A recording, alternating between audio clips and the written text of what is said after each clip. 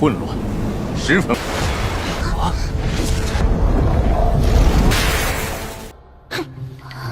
谁若对他不敬，我们走。今晚子嗣大。恭喜阁主。Halo semuanya, selamat datang di Ruang Sinema. Bagaimana kabar kalian semua? Semoga selalu sehat dan baik-baik saja. Sesuai jadwal, jadi pada hari ini kita akan kembali melanjutkan series Donghua Martial Master episode terbaru. Yang mana ini adalah episode yang ke-459 sampai 460. Namun sebelum kita mulai, lebih baik kita lihat lagi apa saja yang telah terjadi pada episode sebelumnya. Di minggu kemarin, Nona Gong telah menyelesaikan semua masalah dengan cara cukup sadis, yang mana dirinya menghabisi orang-orang yang berani bermain-main dengan kekuatan Balai Penegak Hukum.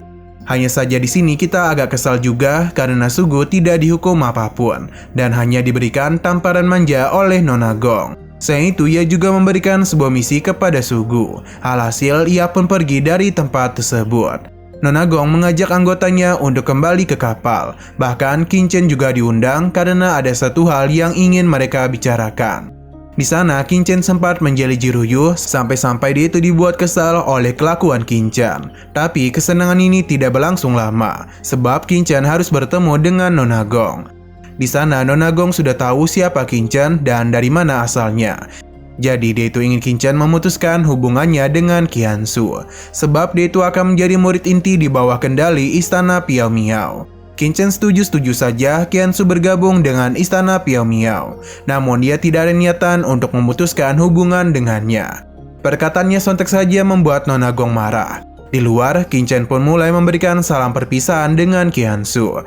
Hanya saja dia berjanji kalau setelah semua urusannya selesai, Qin-chen akan menjemputnya. Sekarang kita akan melanjutkan episode terbarunya.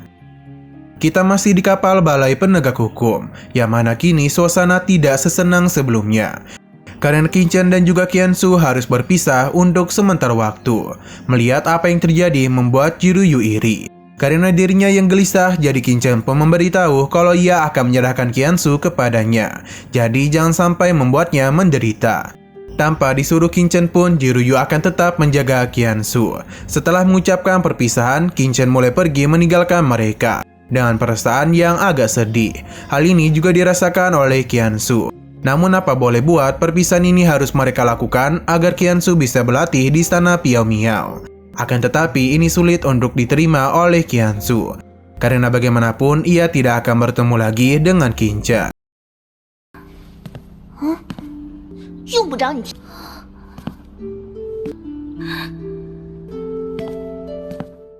Jiruyu berusaha untuk menenangkan Qiansu, bahkan dia berjanji mulai sekarang ialah yang akan menjaganya. Di tengah itu semua, Nona Su pun memberitahu mulai hari ini Qiansu tidak boleh dekat lagi dengan Qin-chen. Qiansu mencoba untuk melawan, tapi bagaimanapun ini adalah aturan yang dimiliki oleh Istana Piao Miao. Jadi Qiansu tidaklah boleh mempertanyakan keputusan mereka.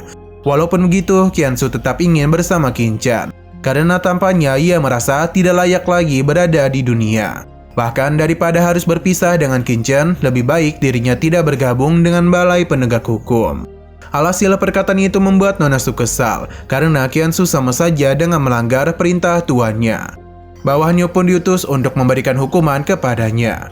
Tapi Jiruyu segera melindungi Qiansu. Walaupun begitu, Nona Su tetap ingin memberikan hukuman. Hingga Jiruyu pun memberikan tamparan manja kepadanya. Apa yang dirinya lakukan itu membuat Nona Su terkejut. Sepertinya posisi Jiruyu ini cukup tinggi. Jadi dia meminta semua orang di sini untuk menghormati Qiansu seperti apa yang mereka lakukan kepadanya. Nona Su agak kesal, namun apa boleh buat, ia itu tidak bisa berbuat apa-apa. Jiruyu meminta mereka untuk tidak usah khawatir tentang urusan ini. Walaupun mereka adalah bawahan langsung dari bibinya, tapi tetap saja mereka tidak boleh melakukan apapun tanpa seizin dirinya. Jiruyu pun mengajak Qiansu untuk pergi, yang mana ini semua dilihat langsung oleh Nona Gong. 谁若对他不敬，我们走。 Nona Su meminta untuk memberikan perintah penangkapan kepada Qin-chen. Tapi Nona Gong merasa itu sulit karena bagaimanapun Qin-chen adalah putra suci Papillon Pill.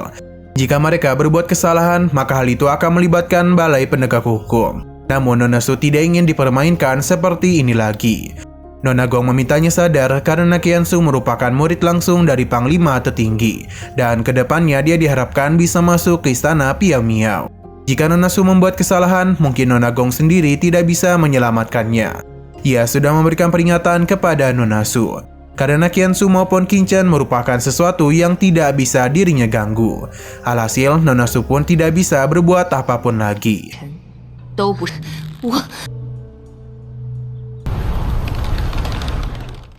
Setelah pembicaraan mereka selesai, kapal penegak hukum pun mulai bergerak dari kota ini. Semua itu disaksikan langsung oleh Qin Chen. Xuanzang meminta Qin Chen untuk tidak meratapi kesedihan itu. Selain itu, mereka juga sedang berhadapan dengan kekuatan besar yang bahkan sempat membuat dirinya menjauh dari mereka. Berhubung 4 putra suci sudah ditemukan, jadi Xuanzang meminta mereka untuk bersiap-siap.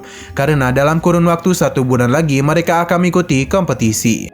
Acara itu akan berlangsung di kota Zhongzhou di lembah Dongzhou. Ia akan menyerahkan posisi ketua kepada Qin Chen. Hal ini sempat mendapatkan perlawanan, tapi apa boleh buat mereka tidak bisa menentang perkataan dari ketua Papilion. Bagi siapapun yang bisa mendapatkan peringkat tertinggi, maka Xuanzang akan merekomendasikannya menjadi penerus di kota Xiaodao. Ia meminta para murid untuk tidak mengecewakan dirinya. Malam ini Xuanzang akan mengadakan pesta untuk pengangkatan Qin Chen sebagai putra suci baru. Jadi mereka dipersilakan untuk datang pada acara tersebut. Malamnya pesta kembang api pun dimulai, yang mana acara pengangkatan Qin Chen ini bisa dikatakan cukup meriah. Ada begitu banyak tamu yang datang kemari dan memberikan hadiah kepadanya. Qin Chen dengan senang hati menerima semua itu. 今晚，此次到。 Raja Obat Xuanyi dan para muridnya juga hadir untuk memberikan ucapan selamat kepada Qin Chen.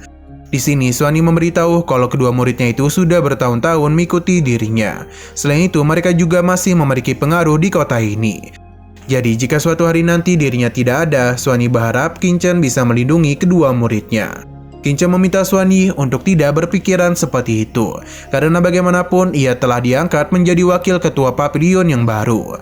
Xuanyi tidak begitu tahu dengan kondisinya sekarang, namun selama dirinya masih bisa melihat matahari, maka dia berjanji untuk melayani Qin Chen. Hal tersebut membuat Qin Chen tidak nyaman, karena bagaimanapun Xuanyi adalah seorang senior. Selain itu, ia meminta untuk tidak bersikap pesimis lagi, karena jika semua urusannya selesai, Qin Chen akan menyembuhkan luka yang Xuanyi derita. Perkataannya sontak saja membuat Xuanyi terkejut karena sejak kapan Qin Chen mengetahui tentang penyakit yang sejak lama dirinya sembunyikan. Jika Qin Chen berkata seperti itu, maka para muridnya yakin gurunya pasti bisa dirinya sembuhkan. Merasa peluang hidupnya masih ada membuat Xuanyi menjadi begitu senang. Ia berjanji akan melayani Qin Chen selama mungkin, bahkan sampai dirinya mati. Qin Chen memintanya untuk tidak cepat puas dulu karena ada beberapa hal yang harus dirinya lakukan. 受损，大比之前，本少马小丽以前别客气了，陈少入这是举手之劳。 Nah, sayang sekali lagi seru-serunya, episodenya pun harus bersambung dulu. Namun sebelum kita akhiri, seperti biasa kita akan lihat lagi apa yang akan terjadi pada episode 460-nya. Sepertinya 1 bulan sudah berlalu. Kini Qin Chen dan yang lainnya sedang melakukan perjalanan untuk mengikuti kompetisi. Xuanzang memberitahu kalau perjalanan di lautan memiliki begitu banyak kekacauan yang sangat berbahaya. Jadi mereka ini harus selalu berhati-hati. Siapa sangka kalau baru saja mengatakan hal tersebut langsung diperlihatkan hal-hal yang aneh. Diikuti juga dengan kemunculan tangan yang begitu besar, yang seakan-akan bersiap untuk menangkap kapal tersebut. Para murid menjadi sangat panik karena jika kapal mereka tertangkap oleh tangan tersebut, maka mereka akan berakhir. Tidak mau hal itu terjadi, Xuanzang segera melakukan sesuatu untuk bisa melindungi kapal mereka. Oke, sekian dulu pada video kali ini. Untuk video selanjutnya akan segera hadir. Jadi bagi kalian yang ingin mengikuti series ini, langsung saja klik subscribe dan aktifkan loncengnya. Terima kasih yang sudah menonton video sampai habis. Jika kalian suka pada video ini, klik like dan share ke teman-teman kalian tentang channel ini. Dan ditunggu aja kelanjutannya. Oke, sampai jumpa di video selanjutnya.